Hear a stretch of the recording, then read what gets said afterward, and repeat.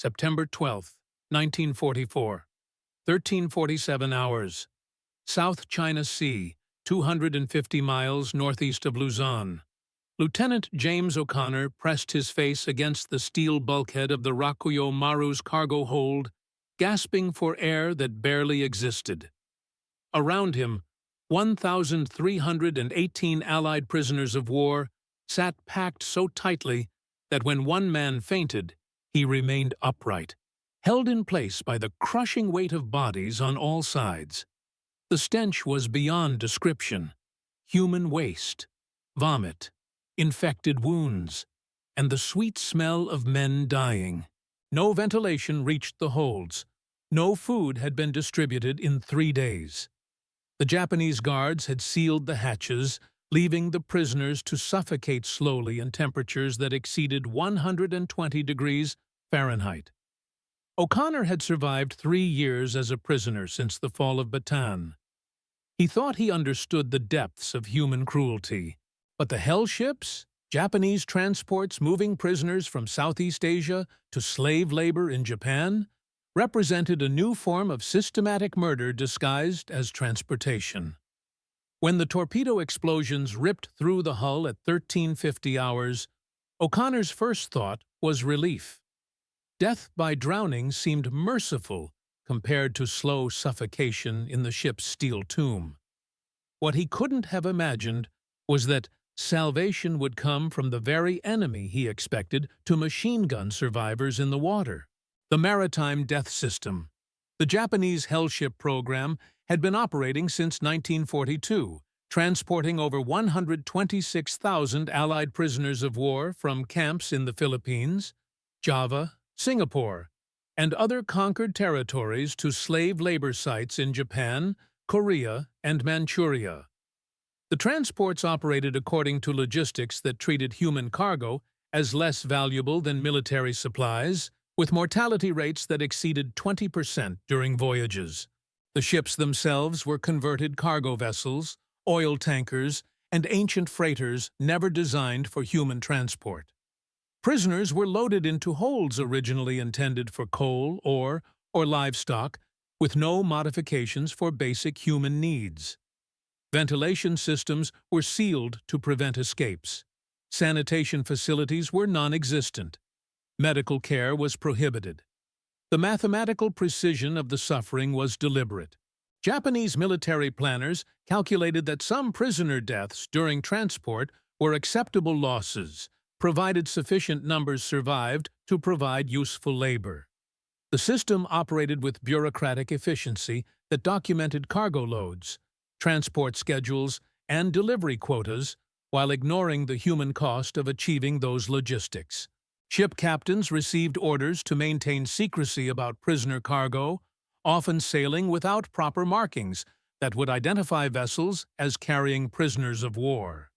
This deception made the transports legitimate targets for Allied submarines and aircraft, creating situations where prisoners faced death from their own forces' attacks on unmarked Japanese vessels. Life in the steel coffins. The conditions aboard hellships defied human endurance, yet thousands of men survived voyages that lasted weeks or months through some of the most dangerous waters in the Pacific. The holds became laboratories of human degradation, where men learned the absolute limits of physical and psychological survival. Private George Reynolds of the Manchester Regiment had been captured at Singapore in February 1942. 2 years of imprisonment had reduced his weight from 165 pounds to 98 pounds, but the hellship voyage on the Rakuyo Maru pushed him to the edge of death through systematic deprivation that exceeded anything he had previously experienced. "We were packed standing up," Reynolds wrote in testimony recorded after his rescue. "No room to sit, no room to lie down. Men passed out and stayed upright because there was nowhere to fall. The heat was like being inside a furnace. Sweat dripped constantly, but there was no water to drink. Men went mad from thirst. The darkness was complete, except when guards occasionally opened hatches to remove corpses or distribute minimal rations. Prisoners learned to distinguish day from night by subtle temperature changes and the rhythm of ship operations above their heads. Time became meaningless in an environment where each hour felt like eternity. Disease spread rapidly through the confined space.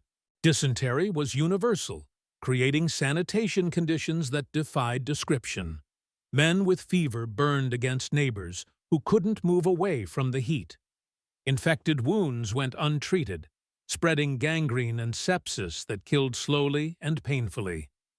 The Bataan veterans.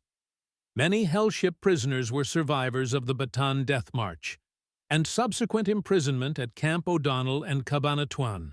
These men had already endured systematic starvation, disease, and brutality that had killed thousands of their comrades. The hellship voyages represented a final stage of suffering that tested survival skills learned through years of captivity. Sergeant Mike Kowalski had marched the length of Bataan in April 1942, watched friends die from malaria and dysentery at O'Donnell, and survived work details that were designed to kill prisoners through exhaustion. His experience had taught him that survival required absolute mental discipline and careful conservation of physical resources. The march was horrible. The camps were worse. But the ship was hell itself, Kowalski testified.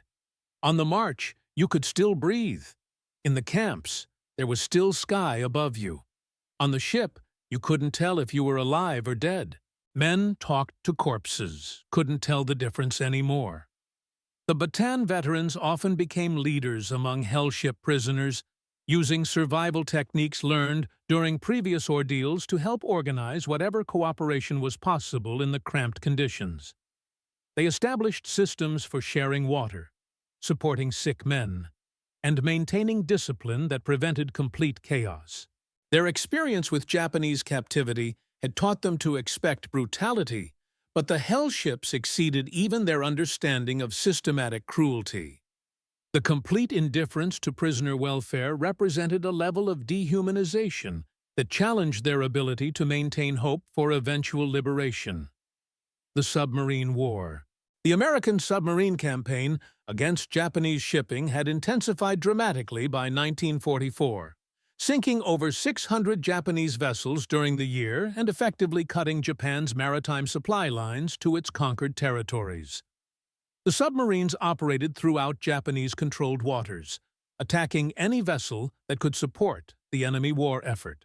The USS Pampanito, under command of Lieutenant Commander Paul Summers, was conducting its sixth war patrol in September 1944 when it encountered convoy Mota 30 carrying prisoners from the Philippines to Japan. The submarine's primary mission was attacking Japanese shipping, with strict orders to sink enemy vessels on sight. The convoy included the Rakuyo Maru and Kachidoki Maru, both carrying over 2,000 Allied prisoners of war along with Japanese personnel and military supplies. Neither ship displayed markings indicating prisoner cargo, making them legitimate targets under international law and operational orders that governed submarine warfare. Submarine crews had been briefed on the possibility of Japanese vessels carrying Allied prisoners, but intelligence about specific ships was often incomplete or non-existent. The decision to attack or investigate required split-second judgments that could mean the difference between successful missions and lost opportunities. The attack. At 21:59 hours on September 12, 1944, USS Pampanito fired 4 torpedoes at the Rakuyo Maru from a range of 1,800 yards. 2 torpedoes struck the vessel amidships, causing massive explosions that ruptured the hull and started fires throughout the ship. The vessel began sinking immediately, listing heavily to starboard as water flooded the damaged compartments. The torpedo explosions killed hundreds of prisoners instantly, either from direct blast effects or crushing injuries as steel bulkheads collapsed. Those who survived the initial impact faced the nightmare of escaping from sealed holds that were rapidly flooding with seawater mixed with oil and debris. Lieutenant O'Connor found himself thrown against the bulkhead by the first explosion, his right arm broken by flying metal. Around him, men screamed in languages he couldn't identify as water began pouring through torn plates in the ship's hull. The guards had abandoned their posts, leaving the prisoners sealed in holds that would become death traps within minutes. The ship was breaking apart around us, O'Connor recalled. Men were clawing at the hatches, trying to get out, but they were locked from above. Water was rising fast, and we could hear the ship's death sounds: metal tearing, steam escaping, the roar of rushing water. I thought we would all drown like rats in a trap. Some prisoners managed to break through weakened hatches or squeeze through blast holes that had torn open escape routes. Others drowned in the holds as the ship settled deeper in the water. The survivors who reached the surface faced a new challenge: staying alive in shark-infested waters while oil fires burned around the sinking vessel. Into the dark water. The South China Sea at night became a floating hell where hundreds of men struggled to survive in water contaminated with fuel oil, debris, and blood from the wounded. The ocean temperature was warm enough to prevent immediate hypothermia, but exhaustion, dehydration, and infected wounds created deadly conditions for men already weakened by years of captivity. The prisoners who escaped the sinking ships faced immediate threats from oil fires, floating debris, and the possibility of additional submarine attacks. Many couldn't swim well enough to stay afloat for extended periods, while others were too weak from malnutrition to maintain themselves in the water without support. Makeshift flotation devices, wooden planks, empty barrels, life preservers salvaged from the wreckage, became lifelines for men who had to choose between sharing limited resources or fighting for individual survival. The same cooperation that had sustained them during captivity now determined who would live long enough to be rescued. Sergeant Reynolds found himself clinging to a piece of wooden decking with 5 other men, including 2 who were unconscious from injuries sustained during the sinking. The oil slick burning around them created a moving wall of fire that forced constant movement to avoid being trapped by flames. "We took turns holding up the unconscious men," Reynolds testified. "Nobody talked much. We were all too weak, too scared. But we kept each other alive. After 3 years of the Japs treating us like animals, we weren't going to let each other die now that we had a chance." The rescue decision. 3 days after the attack, submarines USS Pampanito and USS Celian returned to the area to conduct damage assessment and search for additional targets. The crews expected to find empty ocean and scattered debris from the destroyed convoy. Instead, they discovered over 150 Allied prisoners of war floating in life rafts and clinging to wreckage. The discovery created an immediate tactical dilemma for submarine commanders operating in enemy-controlled waters.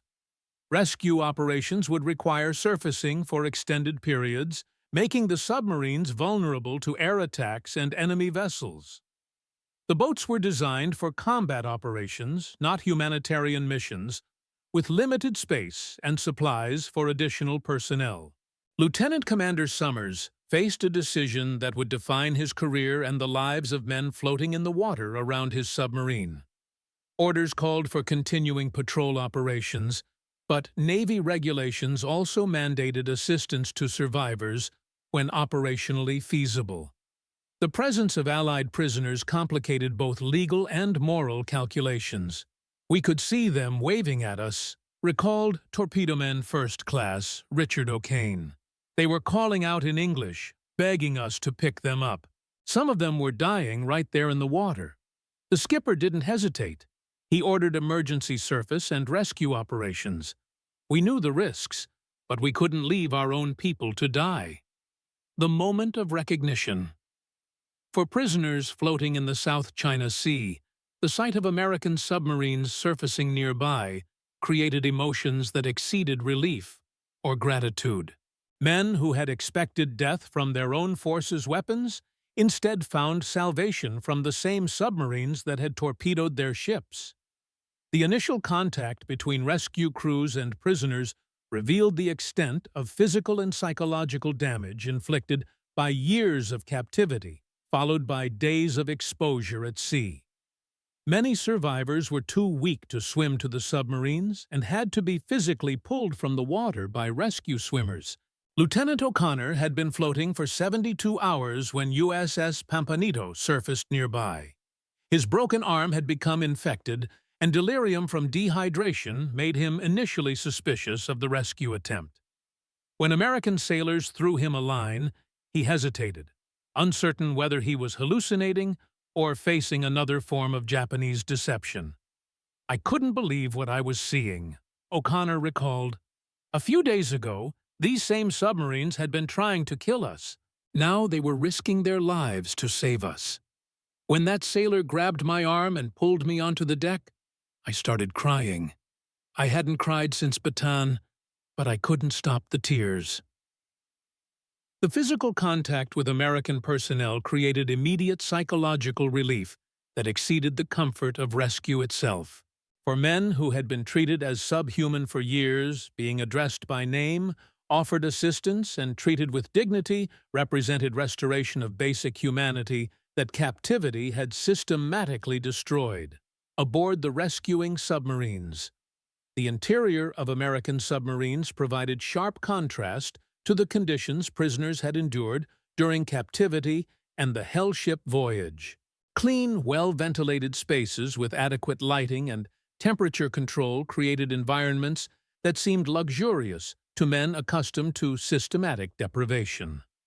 The submarine crews immediately provided medical attention, food, and clothing to rescued prisoners who arrived aboard suffering from malnutrition, dehydration, infected wounds, and exhaustion.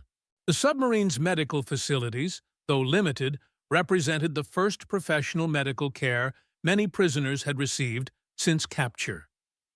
Pharmacist's mate, second class Tommy Martinez, had trained for combat medicine, not treating prisoners of war who had survived years of systematic starvation and abuse.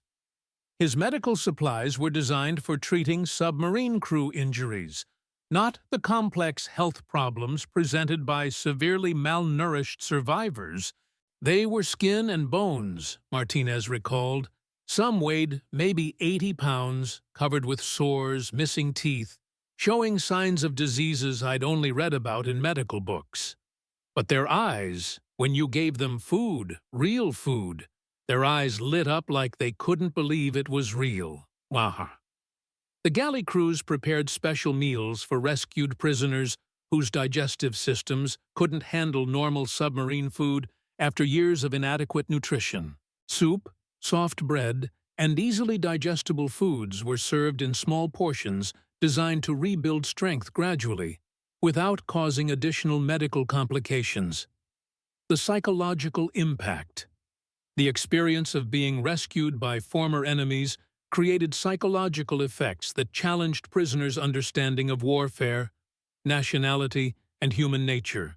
Men who had been conditioned to expect death from American forces instead received life-saving assistance that forced fundamental reevaluation of their assumptions about their captors and rescuers.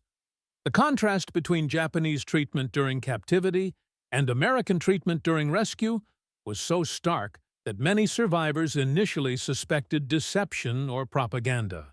The genuine kindness shown by submarine crews gradually convinced them that their circumstances had fundamentally changed, but acceptance required time and repeated evidence. Corporal Bill Henderson, rescued by USS Celian, described the psychological adjustment. For 3 years, any uniform meant trouble. Japanese guards, Korean guards, civilian supervisors, they all meant beatings, starvation, humiliation. When I saw American uniforms, my first instinct was still fear. It took days to understand that these men were trying to help, not hurt me. The submarine crews also experienced psychological challenges in treating men whose condition revealed the extent of Japanese war crimes.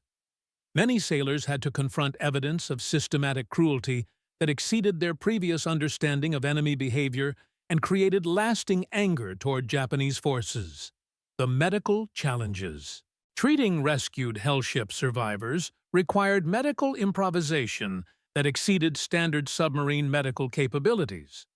The prisoners arrived with complex health problems resulting from years of malnutrition, disease, and injury that had received no proper medical attention.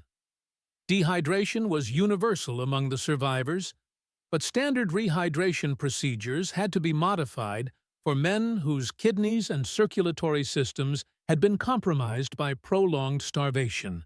Intravenous fluids were administered slowly to prevent shock that could prove fatal to severely weakened patients. Skin conditions resulting from vitamin deficiencies, poor hygiene, and exposure to tropical diseases required treatments that weren't available in submarine medical supplies.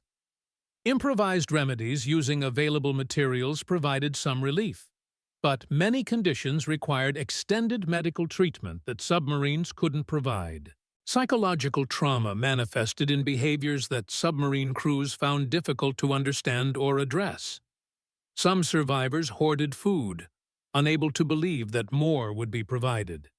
Others remained hypervigilant, expecting punishment or violence, despite obvious evidence of their rescuers' good intentions. The food revolution. Access to adequate food aboard American submarines created immediate physical and psychological changes among rescued prisoners who had been systematically starved for years. The availability of calories, proteins, and vitamins that had been denied during captivity began restoring both physical health and mental clarity. The submarine galleys provided foods that most prisoners hadn't seen since before their capture: fresh bread, canned meat, vegetables, fruit, coffee, and sugar. These items represented not just nutrition, but symbols of the abundance that characterized Allied supply systems compared to Japanese scarcity. The psychological impact of unlimited food access was often as dramatic as the physical effects. Men who had been fighting for scraps began experiencing difficulty eating adequate amounts, their stomachs having adapted to starvation-level nutrition over years of captivity. Cook second class. Bobby Chen prepared special meals for rescued prisoners, learning to adjust portions and ingredients for men whose digestive systems required careful refeeding. His galley became a center for recovery, where food served as medicine for both body and spirit. The personal connections. Extended contact between submarine crews and rescued prisoners created personal relationships that transcended the formal military relationships typical of wartime service. The intimate conditions aboard submarines fostered conversations and friendships that helped both groups process their wartime experiences. Many submarine crew members were young men serving in their first major combat assignment, while rescued prisoners were often older soldiers with extensive combat and captivity experience. These generational and experiential differences created learning opportunities that benefited both groups. The prisoners shared stories of survival techniques, cultural observations from their captivity, and intelligence information about Japanese operations that proved valuable for future submarine missions. Their experiences provided human context for the war that helped submarine crews understand the broader impact of their combat operations. Submarine personnel shared news from home, updates on the war's progress, and optimistic assessments about Allied victory that helped prisoners understand how much the strategic situation had changed during their captivity. This information provided hope that had been systematically denied during imprisonment. The continuing patrol. The submarines carrying rescued prisoners had to continue their patrol missions while providing care for men who required constant medical attention and psychological support. This dual mission created operational challenges that tested the vessel's capabilities and crew's adaptability. Space limitations aboard submarines meant that rescued prisoners had to share quarters designed for much smaller crews. Sleeping arrangements, sanitation facilities, and recreational space all required creative solutions that maintained submarine operational capability while accommodating humanitarian obligations. The psychological stress of continued combat operations while caring for traumatized survivors affected submarine crews who found themselves balancing military duties with humanitarian responsibilities. Some crew members struggled with anger toward Japanese forces after witnessing evidence of prisoner mistreatment. Combat effectiveness remained the primary mission requirement, but the presence of rescued prisoners provided additional motivation for submarine crews who now understood the personal stakes involved in their attacks on Japanese shipping and installations. The intelligence value. Rescued Hell ship survivors provided valuable intelligence about Japanese prisoner handling, transportation routes, camp conditions, and military operations they had observed during captivity. This information helped Allied forces plan rescue operations and prepare for prisoner recovery during future campaigns. The prisoners' knowledge of Japanese logistics revealed patterns in prisoner transportation that helped submarine commanders identify likely Hell ship routes and target vessels that might be carrying Allied personnel. This intelligence contributed to more effective rescue operations during subsequent encounters. Information about Japanese industrial operations, where prisoners had been forced to work, provided targeting data for bombing campaigns and sabotage operations. The survivors' detailed knowledge of factory layouts, production schedules, and security procedures proved valuable for military planning. Medical intelligence about diseases, malnutrition effects, and survival techniques helped Allied medical personnel prepare for treating liberated prisoners during future operations. The health data documented the systematic nature of Japanese prisoner mistreatment and provided evidence for war crimes prosecutions. The delivery to safety. The submarines carrying rescued Hell ship survivors faced the challenge of delivering their human cargo to appropriate medical facilities while maintaining operational security and continuing their patrol missions. The solutions required coordination with Allied naval forces and modification of standard operational procedures. USS Pampanito and USS Celian arranged rendezvous with hospital ships and transport vessels that could provide specialized medical care for rescued prisoners. The transfer operations required surfacing in waters where Japanese forces might detect and attack the submarines.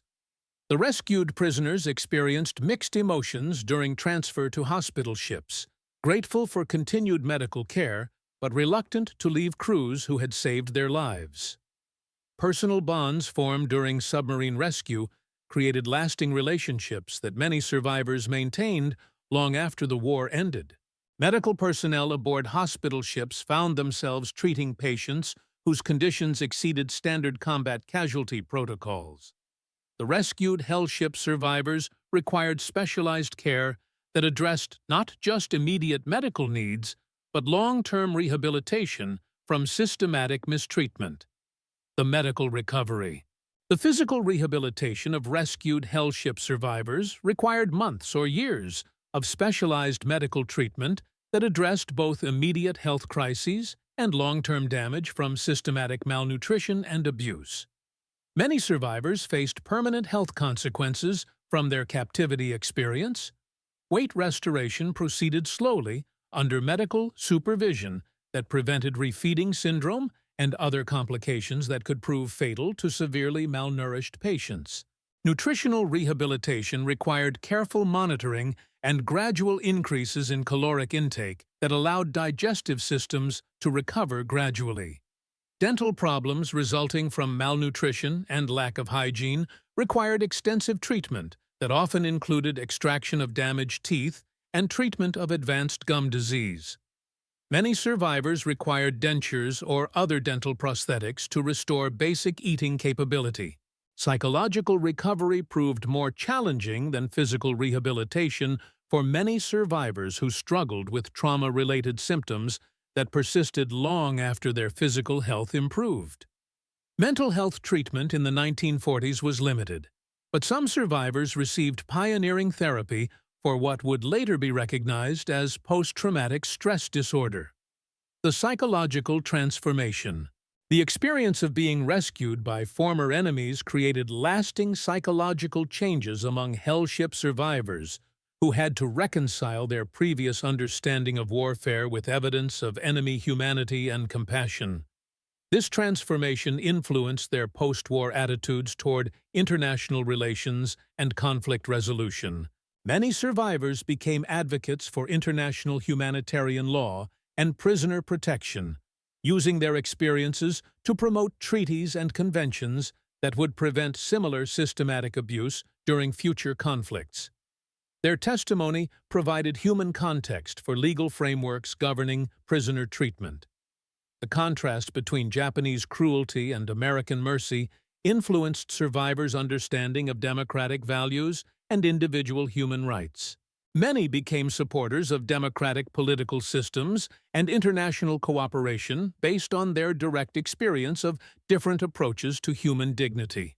Some survivors struggled to forgive their Japanese captors while maintaining gratitude toward their American rescuers. The psychological complexity of hatred and gratitude existing simultaneously required personal reconciliation that took years or decades to achieve. The final testament. Decades after the war ended, hellship survivors continued to credit their American rescuers with not just saving their lives, but restoring their faith in human decency after years of systematic cruelty. The rescue operations represented turning points that transformed hatred into hope and despair into determination to rebuild meaningful lives. The physical scars of captivity faded over time, but the psychological impact of being rescued by former enemies remained vivid throughout survivors' lives. Many described the moment of rescue as their spiritual rebirth, when they learned that human kindness could overcome systematic evil. The submarine crews who pulled dying men from the South China Sea proved that America's greatest strength lay not in its weapons or industrial capacity, but in its willingness to risk everything to save human lives, even enemy lives.